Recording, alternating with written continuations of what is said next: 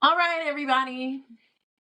My name is Dash, aka Dashing D, aka Cool Grandma, not really, aka the real king of R&B, aka Poof Vamoose.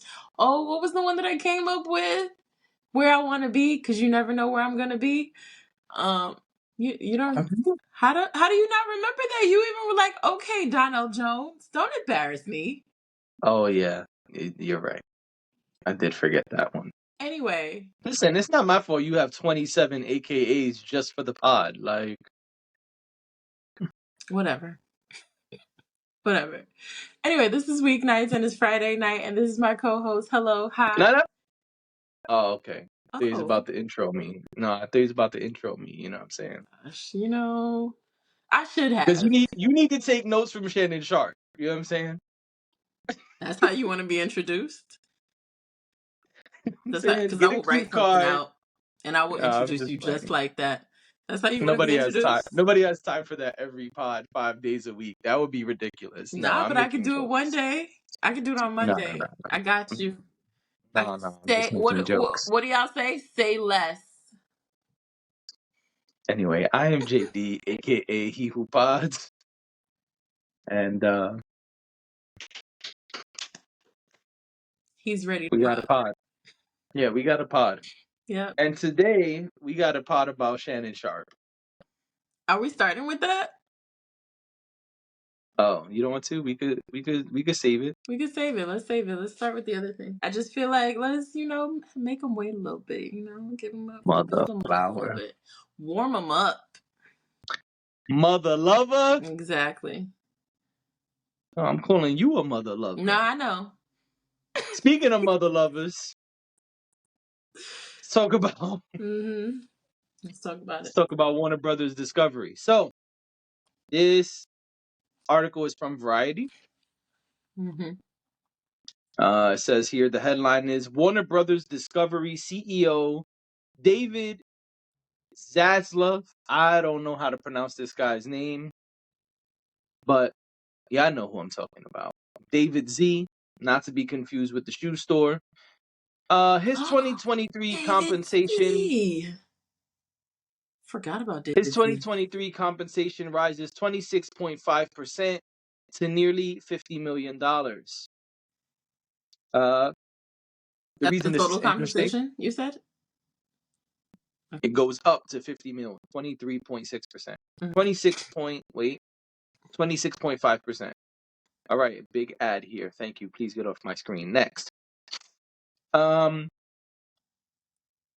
reason this is interesting, Variety knew to start with the reasoning. Of course. And so the very first thing it says is Warner Brothers Discovery has been in cost cutting mode.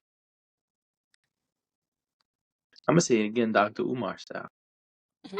Warner Brothers Discovery has been in cost cutting mode, except when it comes to paying top execs. Which is usually the case. Right. It takes something like a pandemic for them to be like, oh, we'll take a pay cut, or we'll slash our bonus in half, or we'll not get a bonus this year. I think a lot of CEOs in 2020 didn't take their bonuses. But what I'm trying to say is it's usually under a very extenuating circumstance. Otherwise, they get their money. Right. While the rest of us get laid off. Right. Back to the article. David Zaslav, president and CEO of Warner Brothers Discovery, had a 2023 pay package worth $49.7 million, up 26.5% from the year prior, according to the company's 2024 proxy statement filed Friday. Well, this is a week old, so not just this Friday. They're gonna keep saying his name. I'm not. His compensation totaled $39.3 million in 2022 after he received an astonishing $246.6 million, which included $203 million in stock option grants in 2021. What you just said about that pandemic? The best of times. Well, not about the pandemic, but I'm just saying when they're getting paid like that. Also, interesting. That's very interesting, and that could have been a sign of, um, well, no. Go A ahead. sign of no. For Sorry. 2023, Uh-huh. Zaslav had a base salary of $3 million, Okay. stock awards valued at $23.1 million, a cash bonus of $22 million, and $1.6 in other compensation, Okay. including $705,182 for personal security services and 706 nope $767,908 for his personal use of the company's private jet. I was just about to say, Shout is that out his transportation budget? But sure enough. Shout out to Variety for having this in excruciating detail. I appreciate them doing that. They definitely did not need to. No. But it is But very, it is, I appreciate the breakdown because you often hear that this CEO made this amount of money, but it really isn't like just their base pay. There's a lot of different factors that go into what they take home at the end of the year. So, right. I'm gonna skip a little bit because it speaks about other people's salaries that are execs. I want to focus on him. uh-huh. Um, if y'all want to know about the other execs, y'all can go check out Variety's article. This Yeah. is not an ad. They did not pay us. No, they did Uh, not, but they can call us. Call me now. Ring off Miss Ellie. Exactly. The company made notable headway here. Its reported free cash flow for 2023 was 6.16 billion, I hope up everybody got raises. 86% year over year. Mm-hmm. That helped the company pay down some of its massive debt load. Warner Brothers Discovery ended 2023 with 41.9 billion in long-term debt, an improvement from 48.6 billion the year prior. Okay. In addition, his cash bonus was awarded under his May 2021 employment agreement pursuant to the proposed AT&T deal Mm-hmm. for Discovery to buy Warner Media, which closed in April 2022, under which he agreed to remain CEO of the combined company. So hopefully that means that lower level employees also got bonuses because the company was up. Technically, I know they have debt, but the way the structure works, it's not necessarily 1-to-1. This is true. That said, I'm not saying that, the article says that. In 2023, Warner Brothers Discovery's linear TV and advertising businesses shrank and its studio revenue dropped 12%, while its direct-to-consumer streaming division eked out a nominal profit for 2023. The company reported the full year 2023 revenue of 41.3 billion, down 4% on a pro forma basis, and a net loss of 3.13 billion versus 5.36 billion on a pro forma basis in 2022. So he came in and crushed the game. That's what all of this is saying. For those who are not following along. So he brought the company back to, is that what the sentiment is there, that they're seeing growth under his leadership? Correct. Well, that's There's a good. quote here. Yep. There's a quote here. 2023 was a challenging year for WBD and for the media and entertainment industries as a whole, the company said in its proxy filing. We were impacted by the changing landscape of advertising spending Mhm.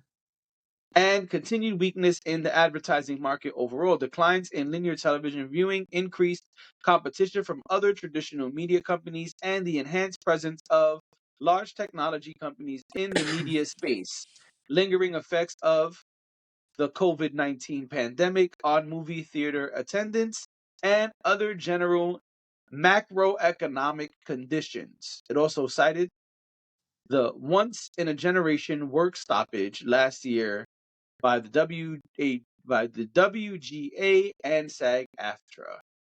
Despite these challenges, the board's compensation committee believes our CEO and other named executive officers provided exceptional leadership and delivered on several financial, option, operational, and strategic properties. So everybody probably made a little something last year. It's just weird, and this is why I think it's interesting. Which I don't think this article did a good job on focusing on the cost cutting mode which they started. But we've been hearing about they have been speaking. Warner Brothers Discovery has been speaking a lot about debt. Yep. They've been talking about how important it is for them to cut their debt, which they have done in which the article says, and that's great. However, I don't need specs. However, as they're cutting projects, as they're cutting jobs, this man is getting a pay raise. And I think that's interesting. I think that's foul.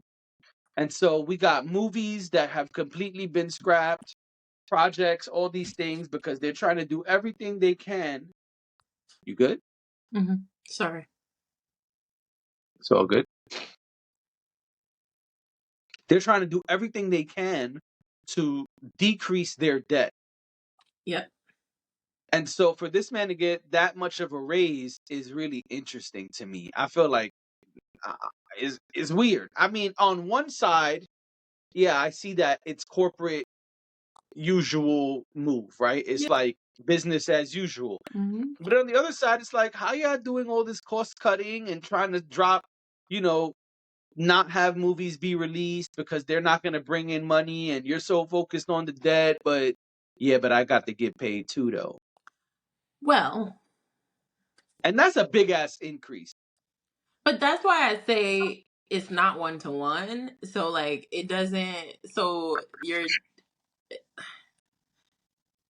the debt that the company has, and I don't know that this is every company. This is just like to my knowledge, and having worked at a media company that not that one, but one similar. The debt is not necessarily like there's different buckets, right, that the revenue goes into. Just like anything else, there's budgets across the board that make up a total budget.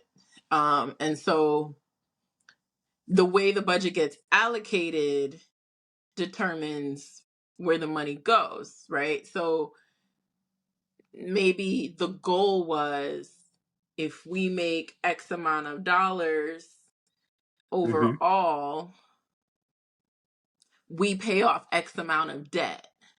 But that doesn't necessarily mean that people don't get pay raises or people don't get bonuses, or because I know like in our minds, like logically, the way the way we work is as regular people, right, is that if we have a debt and we have money come in, the money that's coming in is covering the debt, right? And then whatever's left is what you have. That's not necessarily how it works. So if it's working based on these different buckets, it's likely that they had a certain amount of dollars that they were always going to allocate towards debt, and they were always going to allocate towards programming, towards compensation, towards this and that. I'm not saying, I know I sound very like probably very pro-capitalist right now, but Yes. I always come on here and say that I'm never going to be a hypocrite, and I have benefited from this type of structure before. Like as being a person that's why I kept saying, if you notice, I kept saying, oh, so everybody probably got paid. Like people who are lower level employees who are part of the bonus structure, they should have gotten bonuses too. I don't know that to be true. I have no way of knowing that, but I would imagine if the CEO was able to get his bonus, yes, there are times where the people who are not nearly as high up don't get theirs. But my guess is if they were up by that much, everybody probably did get compensated as they had planned, right? Also, that would also contribute to like whether people got increases or not, if they have some sort of increase structure. Which again, I don't know this to be true, but I'm just saying I Right. think that there is a world where everybody benefits from this. Obviously, the people at the top benefit way more because the people at the bottom probably deserve more of a bonus than they received, Right. more higher raises than they might have received. Their overall base salaries probably should be a lot higher than they are. Like that, I'm not negating any of that. Mm-hmm. But what I'm saying is, overall, it sounds to me like the company probably performed well and people were able to benefit from that. We don't get the transparency of seeing what everybody in the company made, so it's kind of like you really don't know, and it's a private company, so what the scale doesn't really matter because it's arbitrary. It's whatever they do. But this actually made me think about years ago, because I thought when I looked at the article, I felt like it was not a lot of money. And I know that sounds crazy, but $50 million, these these media CEOs, just listen to what I'm saying. These media CEOs in the past, like, when we're not in an economic downturn, when there isn't a writer's strike or whatever, they make almost $100 million a year. I remember, years ago, before it was Paramount Global, when the CEO was Philippe Dumont, it was a huge deal when he made, I think, almost $90 million in one year in the early 2010s. So that's why I'm saying that. I was actually surprised, and I even looked up current Paramount Global CEO because I was like, oh, let me compare. I want to see like what the comparison is there. I think he made something like 30 million, 33 million or something like that last year. So they're still making a hell of a lot of money. Don't get me wrong. And a lot of that is not even, like you said, it's not even their base pay. It's kind of crazy though, because the people on the bottom are making what, $60,000, $75,000, maybe $100,000, depending on what type of level you're on. It's crazy the way that these structures work, and you could be working for the same company and you could be making $50,000 and someone else is making $50 million. Nuts. And that is called capitalism. Yes, it absolutely is. Yeah. I disagree. I think that that's a big ass increase. Mm-hmm. It's not apples to apples, No. but uh, those people at the bottom that you're talking about, Mm-hmm. they often get tiny ass 3% raises Yes, year that over is year. absolutely true. So if this person at the bottom is getting a 3% raise and the person at the top is getting a 26.5% increase, that's a lot of that's a big difference, especially when your salary is already a lot of money. And even the comparison you made of the CEO of Paramount, who's making 33, this guy's making 50. No, Uh, I totally understand. I'm the year that the Viacom CEO made almost $90 million. I think I was making $45,000. right. And so I think that, again, for me, the focus is, or rather, what I think is important to focus on is all of this cost cutting. And so it is really, really interesting. I totally understand what you're saying about the different buckets. and the way that companies schedule out payouts for different things. Budgets are allocated in many different ways. Totally understand all of that. But when what we see and hear very often from you as a company is cost cutting, cost cutting, cost cutting. This movie didn't come out, so that way we could write it off for tax purposes, and this movie got scrapped because we don't want to spend that budget because of this, and like all of the stuff we've heard since he got there is about cost cutting. Well, because he's trying to make sure he gets paid, especially if his base salary is only $3 million and he stands to make, I don't know, because they project, right? So they project based on what they have working and what they think they could make. If they think they could make 80 million, if they think they could make enough money for him to be paid out $80 million at the end of the year, I'm just making up a number, then he is going to he is going to do whatever he thinks he needs to do to make sure that at the end of the year he's not only making $3 million, which I'm Yes. not saying is right. I'm just saying I'd imagine that's his motivation there. I would imagine it's not really about any of that stuff. It's got to be pretty self-serving when you know that you stand to make so much money off of the revenue that comes in from ad dollars and from creating, the blockbuster movie of the year and all of that. So yeah, listen, I'm not saying that it's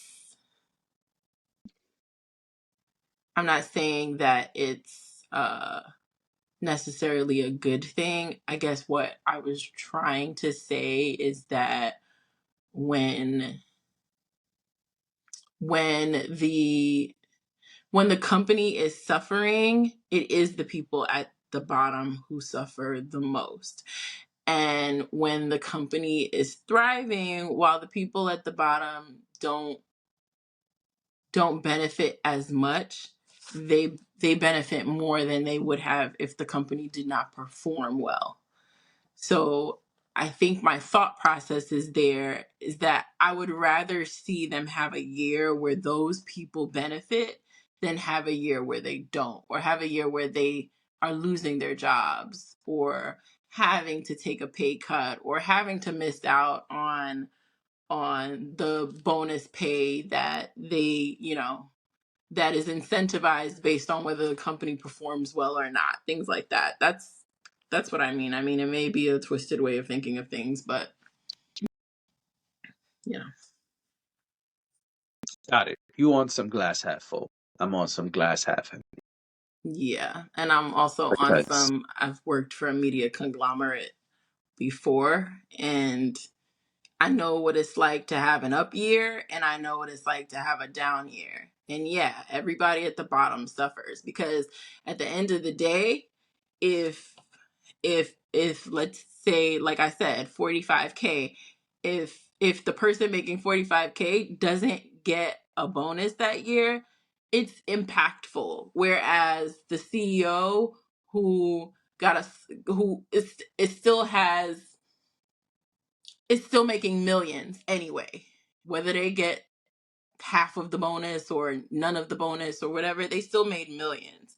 So it matters, I guess, is the way I'm thinking about it. It matters to that person at the bottom, but it's not yeah, and fair. I think it matters when your company keeps speaking about cutting costs. Yeah, that's That's true. 26.5% is not a small amount of increase.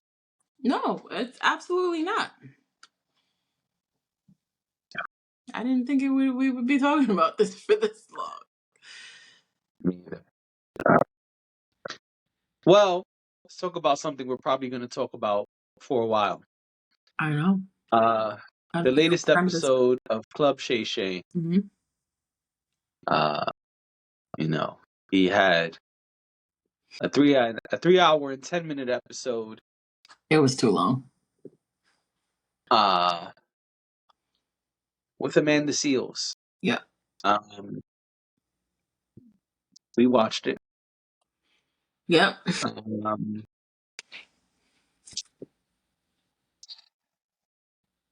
I don't know where to start. Okay. You want me to start? You want to start?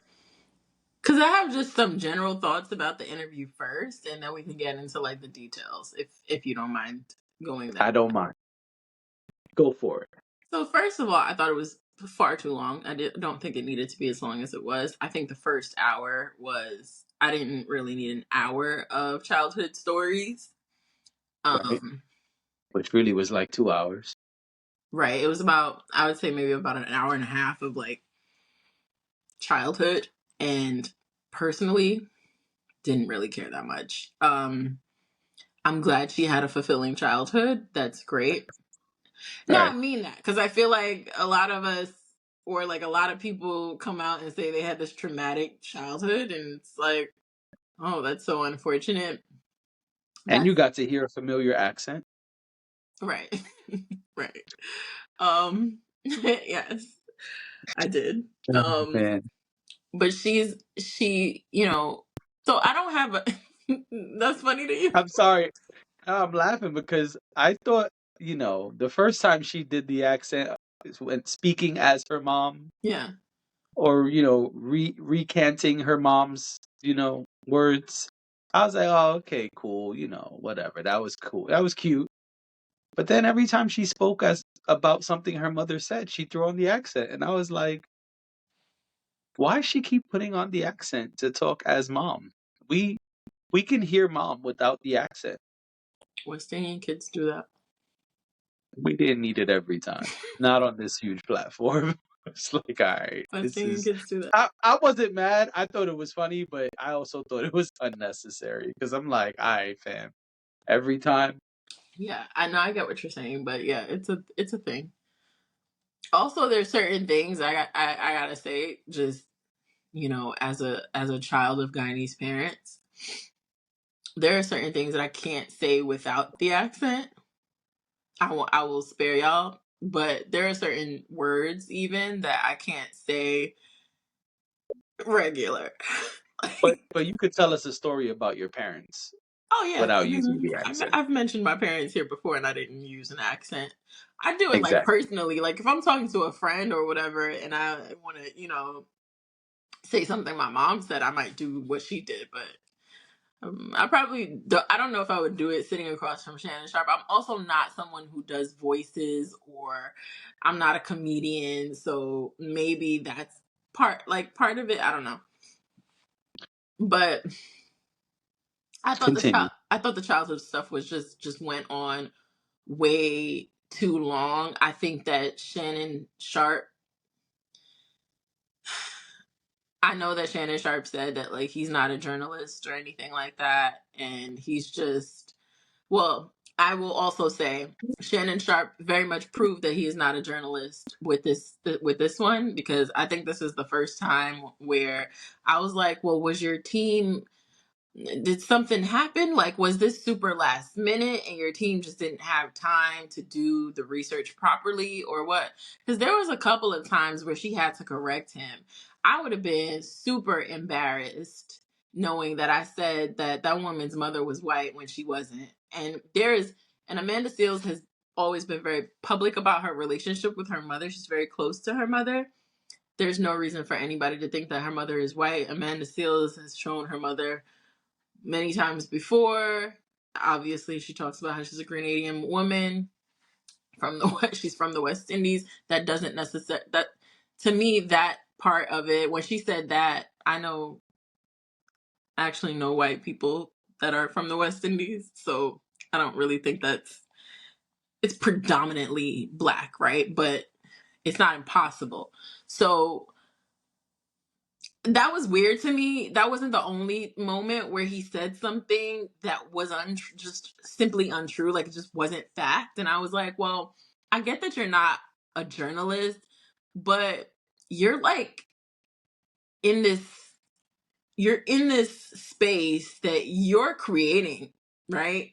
Where you're inviting people on your show and you're like spouting facts about them to them, and they should be accurate. That was Yep. weird to me, and I was That like, would be helpful, right? Yeah, I was like, I don't know what they're doing over there. Like, I don't know if they're getting a little too big for their britches, but y'all need to fact check some stuff because that was weird to me. I was like, Right. this was one of them. This was one of them ones where I was like, what is Shannon Sharpe doing exactly? And again, same thing that we've spoken about before. She controlled the interview, and I think he likes that style. I think he likes to let them go and say whatever they want to say. But I also think that there are moments where it becomes unproductive because, again, we didn't need an hour and a half of Amanda Seale's childhood. Like, the bullet points would have been sufficient. That's also an editing problem, but I'm getting too technical. Yes. No, that's what I was gonna say. I didn't want to cut you off, but I don't understand the editing over there. As a person who has to edit these types of things, clearly, I don't have the cameras, the budget, I don't have the drone camera that pans this way and then pans back, which I don't like that camera, by the way. No. But it's so weird. Like, they cut to the camera and for no ass reason, it just starts panning to Like Shannon. it's on a dolly. And then goes this way and stays there for a second and then pans back. Yeah. It's weird. I don't know what that camera's for. It doesn't really have a purpose here. This is not the NFL where we need to see things going back and forth in that manner. Y'all already have 3 cameras or more. I don't understand the panning camera. It's weird. Anyway, as a person who edits clearly a way lower budget production, but as a person who edits videos and podcasts, I am extremely confused about the editing over there. You could record for 7 hours, But you 8 don't have to put out hours, all 7 9 hours. hours. Right. But it could be an hour episode if you choose to. It could be a 30-second episode if you choose to. You can edit however you see fit. I don't understand why nothing is being edited, or seemingly nothing is being edited, because she made some points afterwards about things that were edited at the end, but it seems like y'all not really editing anything out. And why we gotta sit through 3 hours of every guest? I understand that Monique and Cat Williams came and kicked down the door, so to speak, but every guest is not them. And really quick note on the editing too. Some curse words were edited and some weren't. Okay, I understand that Did one. you notice that? So, yeah, and he said it. He He said said it? you're cursing. Yeah, he said you're cursing too much. We're gonna have to edit some of this. Because at one point she said motherfucker, and then sorry, and then another point she's like they were bleeping out her saying the N-word, and I was like, what? What happens is he's thinking about his YouTube paychecks. Okay. YouTube has made some very specific changes. Okay. So that's in the considered a last racial year. slur. Okay, got He's it. trying to make sure. Yeah, there's other channels who do the same thing. There's some channels who completely have blurted out all curse words, so they don't have issues with monetization. It's just that there was a lot. There was no rhyme or reason to the edits on the language. That was the rhyme and reason to make sure that they don't lose monetization on YouTube, because YouTube has made it clear that if you cursed, they have specific rules. But I'm trying to make this quick. Is there a curse Generally, count? There's kind of a curse count, and they care more about some curse words than others. Right, but some of this, I guess what I'm saying is some things that were blocked out were also said. Yeah, but it's about the overall amount of cursing. That's what I'm saying. Okay. Yeah, I don't want to. It's not about. Much time on So let's just say the N-word, right? It's not about can you say the N-word or can you not say the N-word. It's about how many times. Yes. Okay. Got it. Because even YouTube, I've made jokes with us before. We're not monetized yet, but I've made jokes with us before because you've cursed in like the first 15 seconds. There's a rule. Yes, you. There's a rule in YouTube. YouTube recently added a rule this year or late last year, something like that, where in the last year, YouTube added a rule where if you curse in the first 15 seconds, multiple times, like in regularly throughout your channel, you won't be monetized. They don't want you cursing at all in the first couple seconds. Yeah. So if you just start your episode or video and be like, motherfucker, you're probably not gonna be monetized. Well, I can do So that. you have. By the But way, anyway, not like it's cool. that.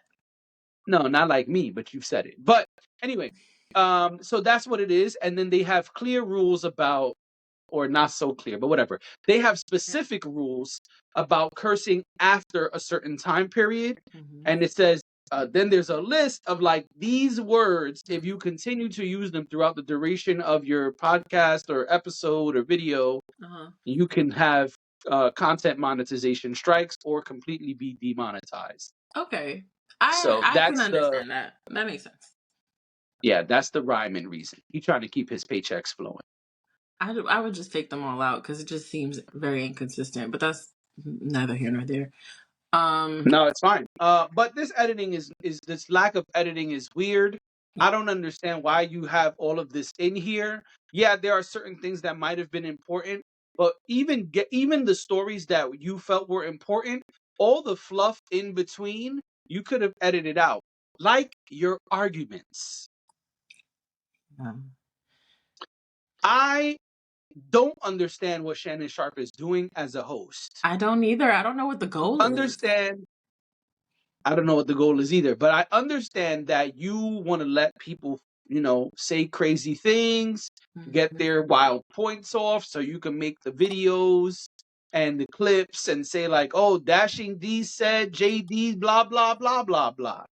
Yes. But I don't understand why you're letting people undermine you. I don't understand why you're letting people argue with you. I don't understand what is going on as a host.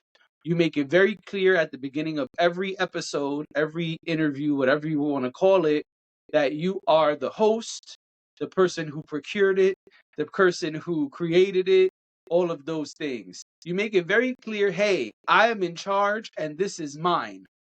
But it's not looking like you're in charge. And I said Because this people when come the into Cat his house Williams, and disrespect him. right? And that's what I was about to say. I said this when the Cat Williams episode came out, and we spoke about it. Yeah. We spoke about it ad nauseum. There was a lot to talk about, and that's fine. But I said if Shannon is not careful, people are going to start coming and taking over his show, and that is what we are seeing more and more.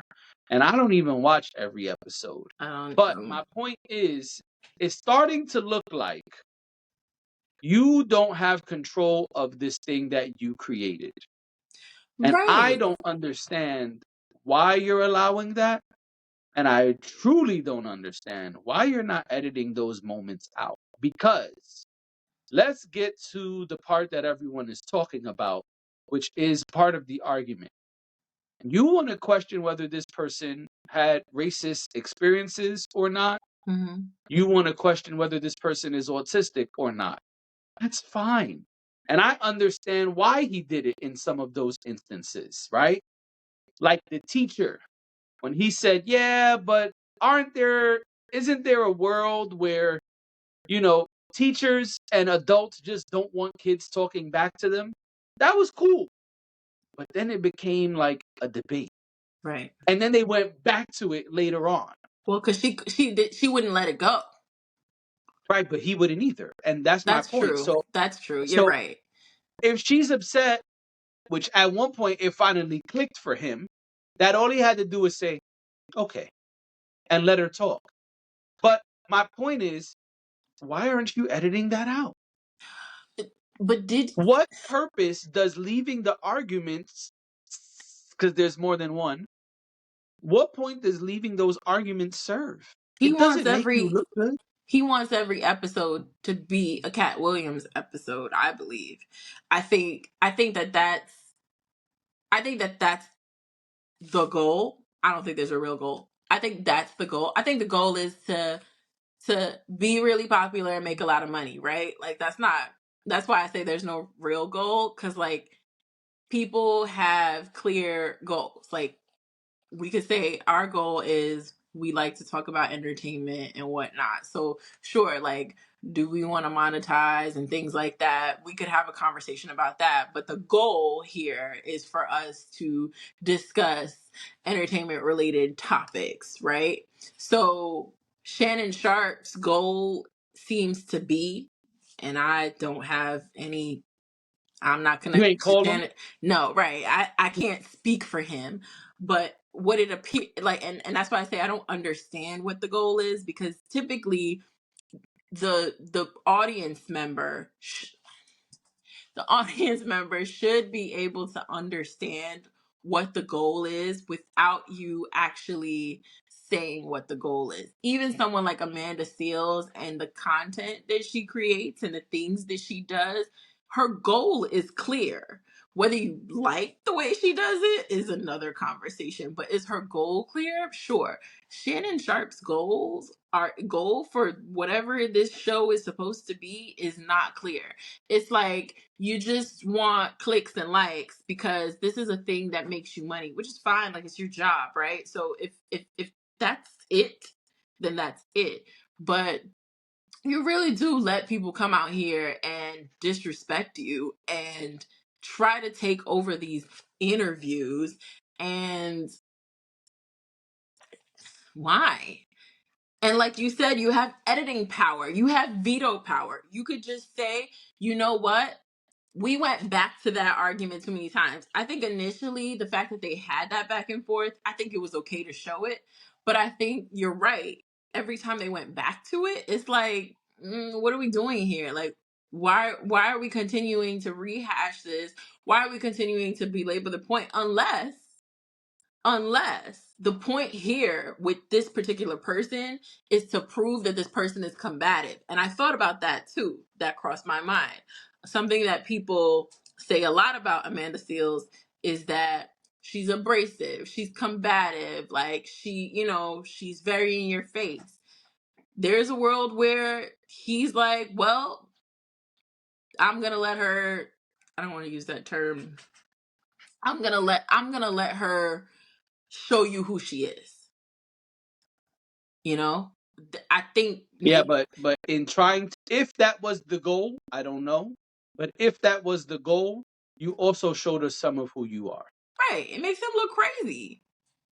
Yes. You let them come Like up there and talk to you I any don't kind look of way. through. And who are these people to come into your house with your thing that you created? First of all, once I found out that and I just found this out maybe an hour before we started recording, that Amanda Seales is the one who asked to be on Shannon Sharpe's show. I didn't know that. That made a lot of sense though, because that's what they've Okay. been doing. It's just now they go to him and be like, I want to come on your show. It's a free for all. Well, that's part of my concern, and that's what I said when the Cat Williams thing happened. I agree with you. To be clear, it is a free for all, and that's part of why I don't understand why certain things are not being edited out. Because if the goal was, hey, we feel like this woman came up here and wilded out. Just example. I don't know if that's the case. Right. Again, I didn't get a call from Shannon either. You know You what I mean? did. I We mean, ain't get to he chop it up.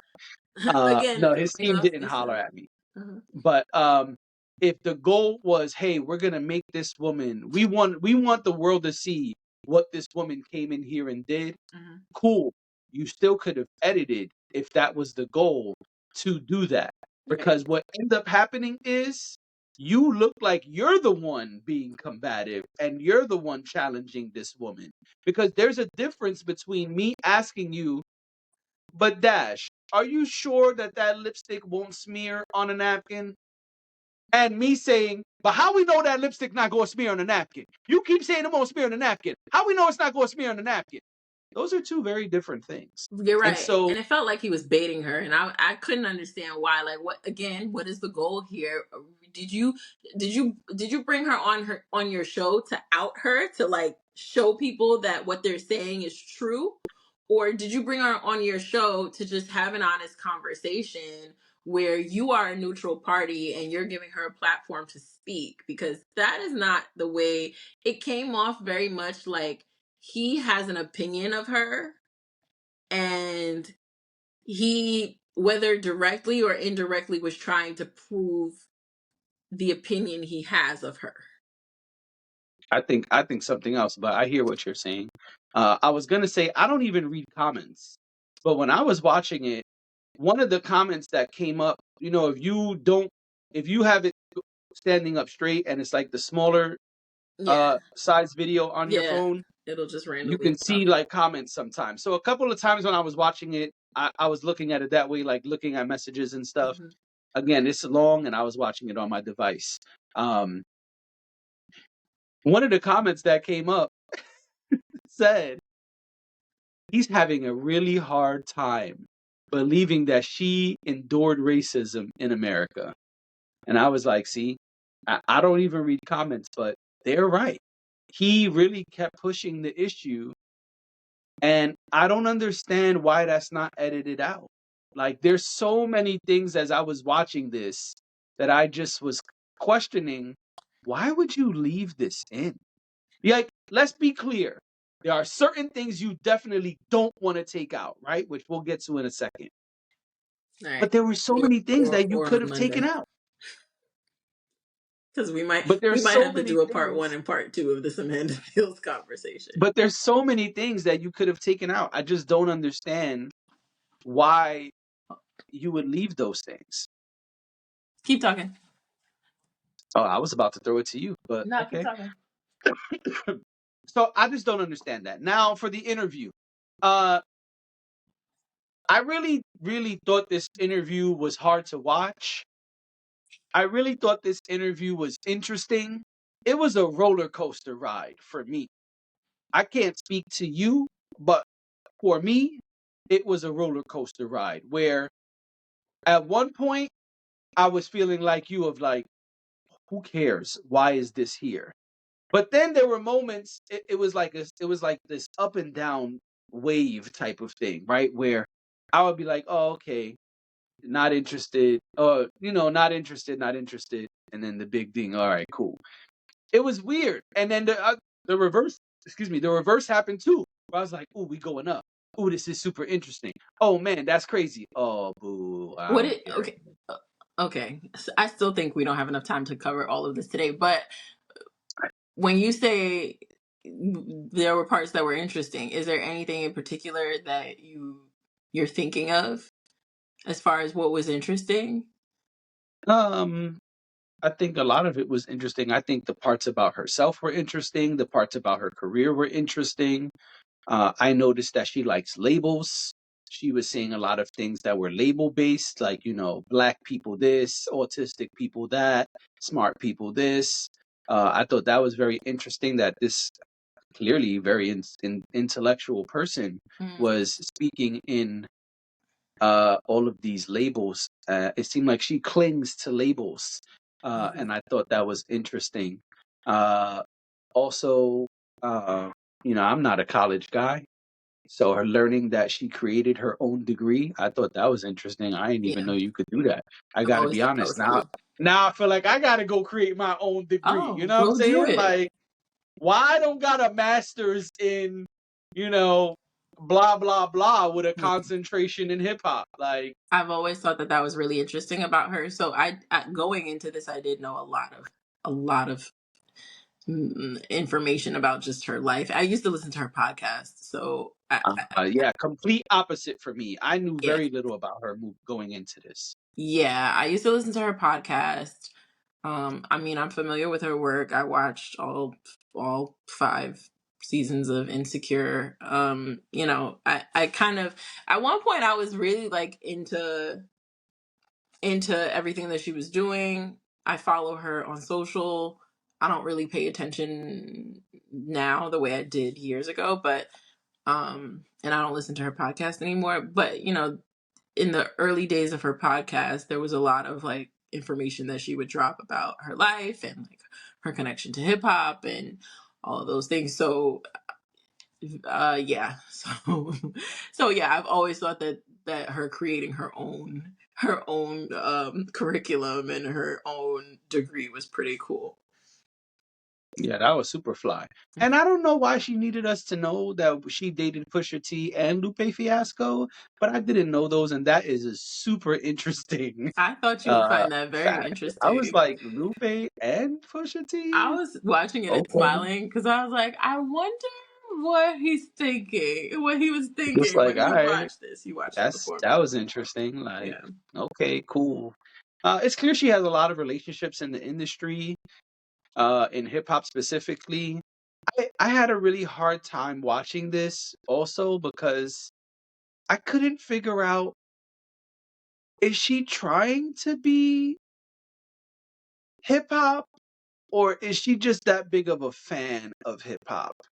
Because she clearly is very smart, but it was like, I don't know if this person is trying to act like someone from the 90s and the 80s or if this is real.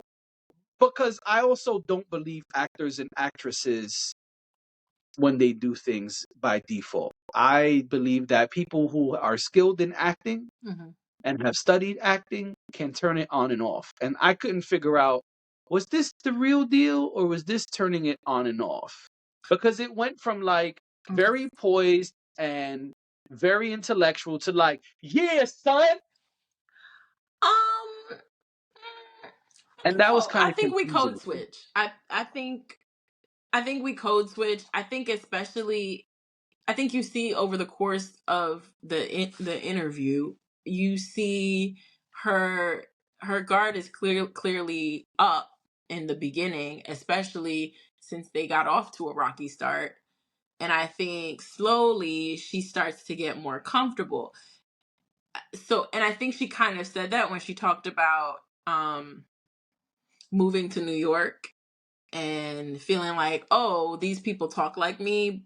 I never really thought about, like, I'm not from New York or whatever, but I never really thought about the fact that, there might be people who speak like me and kind of have that same sauce or however you want to say it, like, Yeah.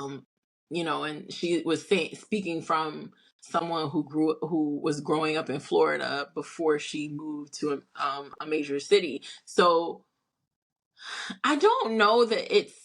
I think that we do code switch. I think I code switch on this podcast. So I think that, and not necessarily on purpose, but when we're speaking about certain things, you know, I, I speak a certain way about it, right? Like things that I feel like I'm intellectually in tune to. I probably speak more like college educated Dion, excuse me, college educated Dash. Or, if we're talking about hip hop beef, I'm probably getting a little bit more, sassy when I speak about things. I'm probably Mhm. dropping a lot more curse words or whatever, or N words or what, you know what I mean? Like, I think that we just automatically do that sometimes. And I think she's been pretty consistent over the years with the way she's been. Um, I think that Like I she said, is, I don't follow her. I don't really know much about her, so and for me, it was all very new. any interview that I've ever watched or listened to her do, she's always talked about how connected to hip hop she was and about how she got her start. Right. She's mentioned dating rappers before. She hasn't always dropped their names. I'm not really too sure why their Oh yeah, names. she dropped quite a few names. Right, I know she did, but I don't think she was doing that before, because I even remember when she was on Breakfast Club. This was either right before she did the BET Awards or right after. She was on the Breakfast Club and she was telling some of these same stories, and she didn't drop everybody's name. I was Gotcha. actually really surprised that she said all those names and then was like, "What up to Virginia?" And I said, "Oh, but this is a Yep. little weird." Yep. And Yeah, that was interesting. like, I just, Uh, okay, like, you talking about dating this man and then saying hi to his wife. I just, and I guess they're cool like that, but that's what it seemed maybe, like. but Yeah. also I could see how that could rub someone the wrong way. So Absolutely. Absolutely. You know, clearly this autism thing has taken off since the interview. Yeah. And I want to say that was part of what was interesting to me, that she kept clinging to this autism thing. I didn't know they changed the name for Asperger's. So that was interesting. But, you know, what's interesting to me about it was the things that she was saying. A lot of it, minus the social cues, I was watching and saying, then I'm autistic too. Mm-hmm. And maybe people are going to come at me for this, but minus the social cues, a lot of the things she was saying about specificity and taking things literally and, the way she speaks to people, I was like, oh, yeah, I do that. That's me. And I was like, but I don't necessarily think that stuff is tied to autism. Also, I was around someone very closely who has Asperger's or whatever the new thing is called. I can't remember. She said it, but I can't I can't remember. remember what it is either. I Right. lived with someone for a few years who has that condition Mm-hmm. or is on that part of the spectrum. I'm not sure the proper wording, so forgive me, audience. But no, a lot of the things she was saying, not necessarily what translated on the camera. Yeah, the stuff she's saying is true, but when I see you speak, when I look at how you're responding, no, that's not what I have seen with Asperger's. And okay, cool. I see that there's a side of this conversation where it's like, yeah, but JD, everybody like that is not the same. Right, right. Cool. But my point in saying all of this is it seemed a little weird to me. And when he asked her, but is this self-diagnosed or is this from a doctor? And she said, it's a clinical diagnosis. I was like, okay, I guess we can't argue, but it seemed a little weird. Like it smelled funny, as my boy Dre would say. So now she's come out and cleared it up, quote unquote, that no, she has never seen a doctor and confirmed this diagnosis. And I was like, all right, so we just seeing whatever on camera then, because You want to read what she said Oh, on sure. Let me throw this Instagram? back on. So she went live. Go She ahead she while I went put it up. live last night and she said she wanted to clear up the diagnosis thing. I did do some research, so we can talk about that. But um yeah, so she said she wasn't about to pay $10,000 to get a diagnosis. She did her research. Um and so that's what it is, because she was on live and somebody asked her about that, like, and asked her about the validity of the diagnosis and whatever, since it was something that he questioned. And that was her response. But even her response, and you have her Instagram post that came after the live, but Yep. even that response to me was like very indignant, like, well, duh, I'm not gonna pay $10,000 to get diagnosed with autism. But What? then you can't run around saying you're autistic. Well, I did some research, so why don't you read that and then I'll explain. Her post says, Mm-hmm. Shannon, but have you been clinically diagnosed? Me, yes, there is a clinical diagnosis for autism. He then hung his head and exhaled in frustration because I did not answer his question. That is called deflection. Why? Because I was not going to be pressured by this man who was interrogating me with absolutely zero love for me into proving something to him that by his line of questioning. Mm-hmm. Also, there's a random L in here. I don't Yeah, I think know. that was an accident. Okay. He had already committed to undermining. I understand my response may be confusing to some, but I am clarifying it as I did in my live, and that is enough. Emoji and heart emoji. Yeah. Oh, yep. There it goes. Look at you. You know what I mean? So again, I think to me, you miss you were misleading, and then you came out to, yes, admit that you were misleading, or you were deflecting, or whatever you want to call it. But Well, she Dennis, says Shannon was deflecting. oh, sure. Okay. You're saying that I thought she was saying she was deflecting. Hold on, let me see. Let me see. Hold on.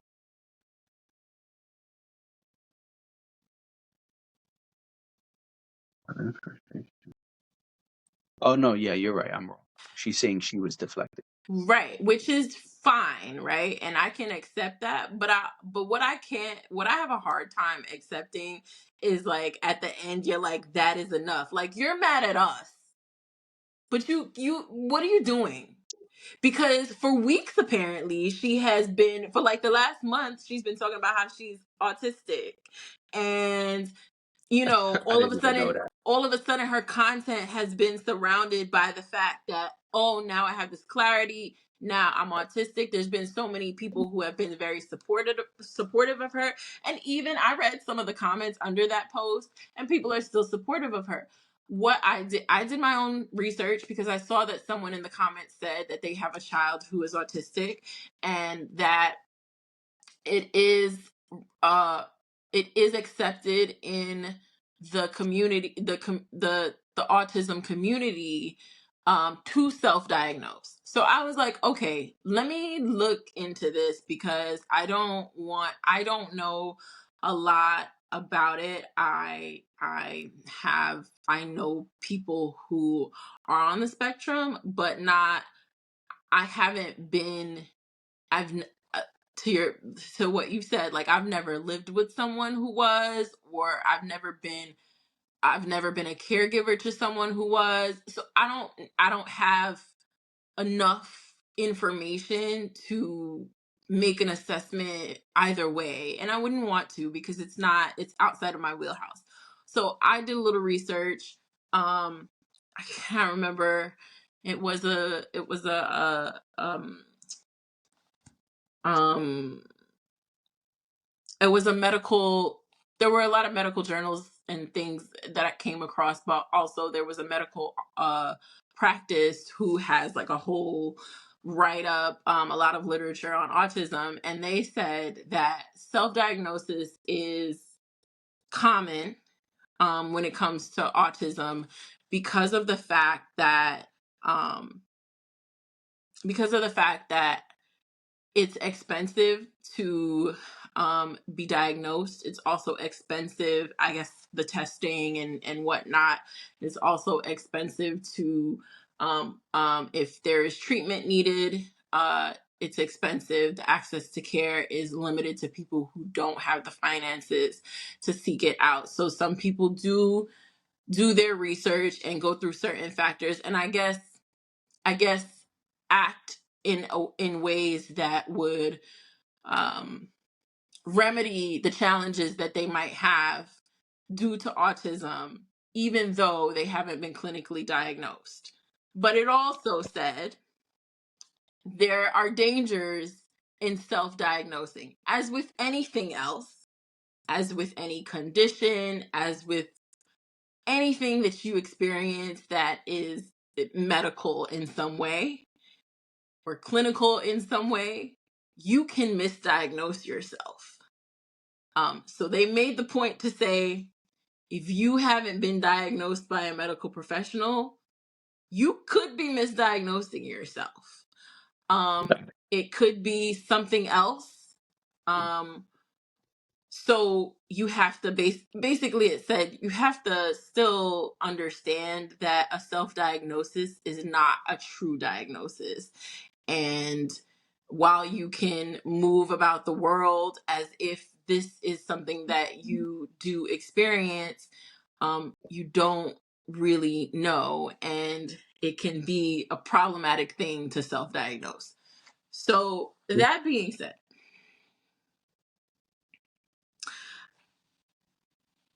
if this is the conclusion that she has come to, and if the autism community, people who are affected by it, parents and caregivers of people who are affected by it, and medical professionals who deal with it.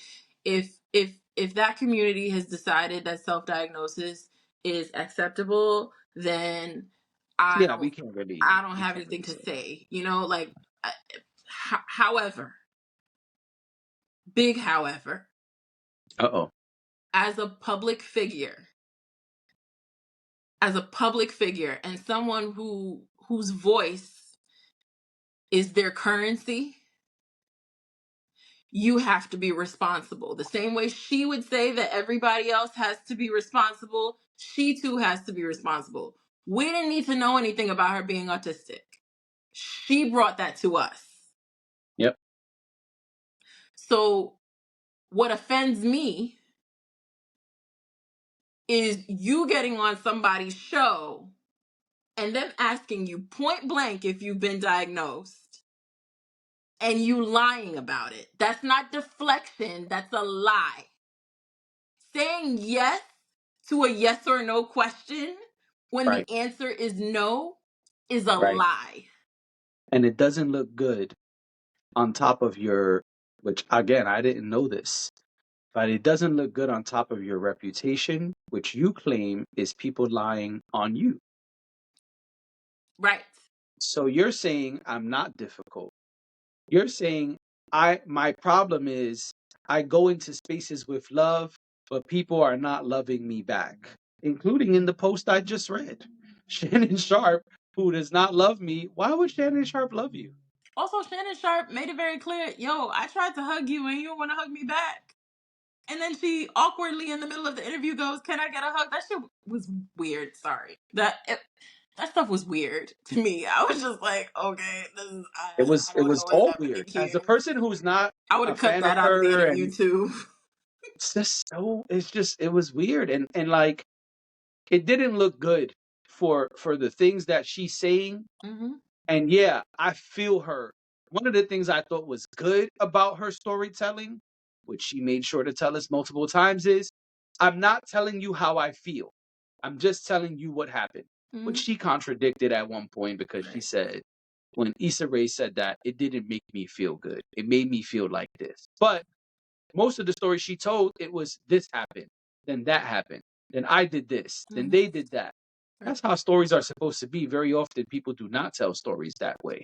Mm-hmm. So that I thought was good. But then now, again, all of this doesn't look good. You already have this reputation. You're saying, like Monique, that these people uh, did this, these people created this narrative, and that has become the overwhelming problem in your career. Mm-hmm. So I feel you on that. But then you can't come up there and contradict yourself and lie. And lie. I didn't like that it was a lie. I'm totally fine. I'm totally sorry. I'm totally okay with the fact that she didn't want to get into her business. Although again, you involved everybody when you got on the internet a month ago and started talking about how you realize that you experienced the world differently, that you did some research and this is what you landed on, and that's fine. I'm not saying that she shouldn't share if she wants to share. What I'm saying is you can't involve people and then later on be like, nah, nah, nah, nah, nah, like, nah, that's not true, or what. I don't care. You could give us as little or as much information as you want. I just don't want lies. So if what I think deflection would have been, I don't want to talk about that, Shannon. Right. And then it Which would I have don't been know how you would have confusing. done that because you kept saying it. But and then it would have been, I was just about to say, it would have been confusing for him, for us, because Right. again, you've been talking about it. It's a little weird to not want to talk about it now, but okay, if that's what you decided, then that's fine. We can't be mad at you because you want to keep your business as your business, or you want to control the way you tell your business. But to say yes when the answer is no, that's a lie. Yeah, I agree. And I didn't like that, because what Yeah, I didn't about like all it. the And people who have been supporting you and jumping to your defense, and we didn't even get to all of nuance and all of these people don't like me and this and that. Well, we could end it here and do part 2 Monday, or you could speak your piece very quickly. What would you like to do? Let's just do part 2 Monday, because I feel like there's so many like different things that came up that We want to dive in. Yeah, it's not gonna be easy to cover it in a few minutes. Okay. So You got it. all right. Well, this has been Weeknights, and we will be back on Monday.